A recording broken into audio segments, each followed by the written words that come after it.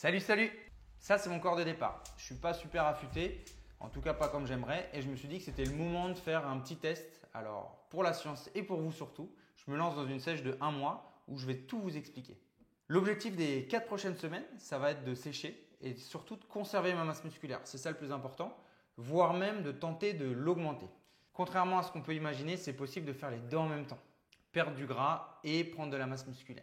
L'objectif d'une sèche, ce n'est pas forcément une perte de poids, mais on va plutôt chercher à perdre de la masse grasse. Et c'est une vraie différence parce que souvent dans les régimes, on perd aussi de la masse musculaire. Je commence par l'expérience par me présenter. Je mesure 1m80, je m'entraîne tous les jours 1h30, je pèse 79,6 kg et j'ai 33 ans. Ces valeurs-là, elles vont être importantes finalement pour calculer mes besoins. On ne va pas prendre que le poids en valeur et ce n'est pas la seule chose qu'on va évaluer. Parce que c'est une mesure comme une autre et ça ne définit pas tout. Et justement, comme on ne cherche pas forcément une perte de poids, mais plutôt une perte de gras, elle n'est pas forcément totalement pertinente. Et puis, ça ne définit pas tout. On se prend trop la tête avec ce chiffre, alors qu'il y a plein d'autres choses qui changent en bien quand on fait un petit peu attention à son alimentation, ou en tout cas quand on fait des changements dans son alimentation. C'est pour ça que j'ai pris aussi mes mensurations.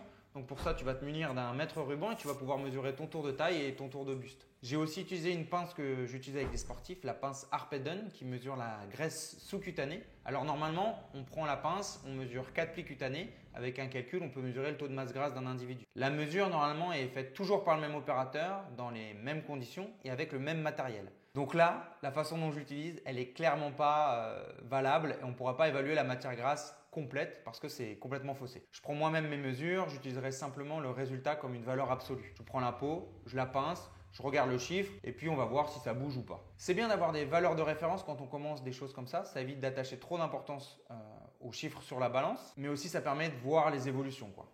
On aurait pu évaluer avant et pendant la sèche la fatigue générale, les performances, on pourra toujours le faire, l'humeur. Bref, tout est intéressant à mesurer, surtout que ça peut vraiment avoir des modifications sur tout ça.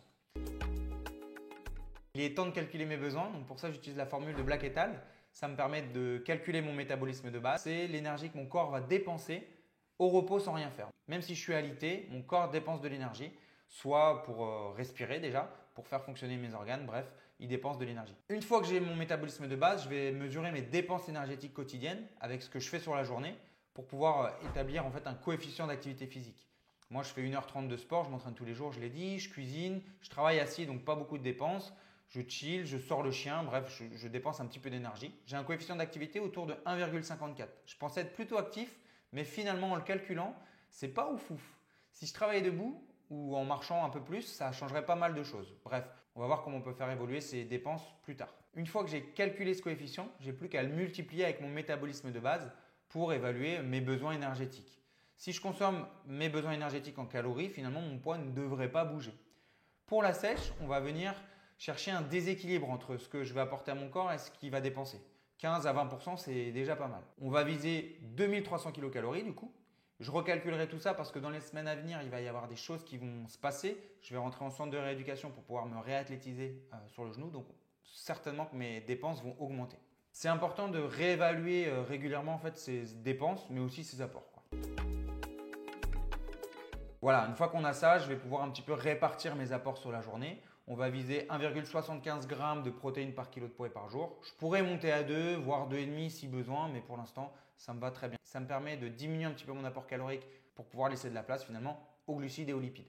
Je vais chercher 40% de mes apports en glucides et 35% de ces apports en lipides.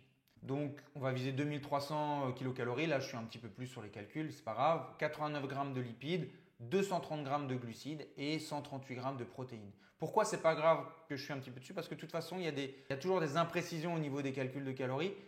Une pomme, elle a une valeur finalement qu'on retrouve sur Internet, mais en vrai, chaque pomme est différente au niveau apport. C'est pour ça que c'est pas très grave d'avoir 40 kcal plus, par exemple, sur mes calculs là, quoi. En tout cas, je vais essayer de me rapprocher de ces valeurs tous les jours. Bon voilà, on a fait des super calculs, c'est très joli sur le papier, mais qu'est-ce que ça représente finalement concrètement en aliments? Pour ça, je me suis dessiné un petit canevas pour me donner une idée de à quoi ça correspond en aliments. Pour avoir un exemple de journée type, je trouve ça cool d'avoir ça comme ça me permet d'avoir plus facilement des équivalences et peser plus facilement.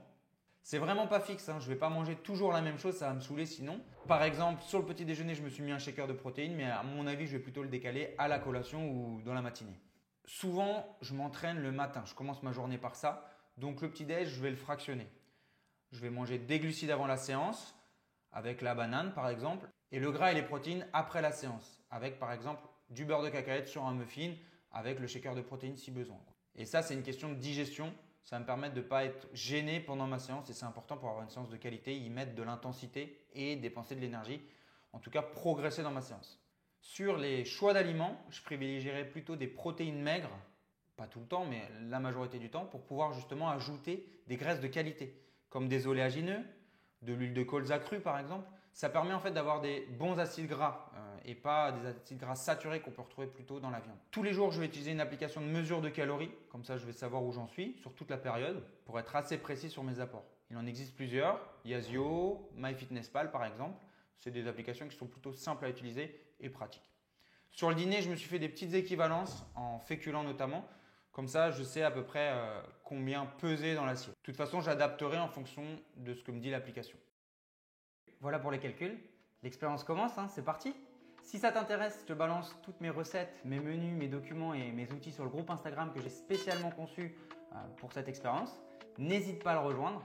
Si tu veux rien rater de cette expérience, pense à t'abonner. Si tu as des questions, pose-les en commentaire. Et puis, on se retrouve la semaine prochaine pour la suite de l'aventure. Et entre-temps, sur Instagram. Bye bye!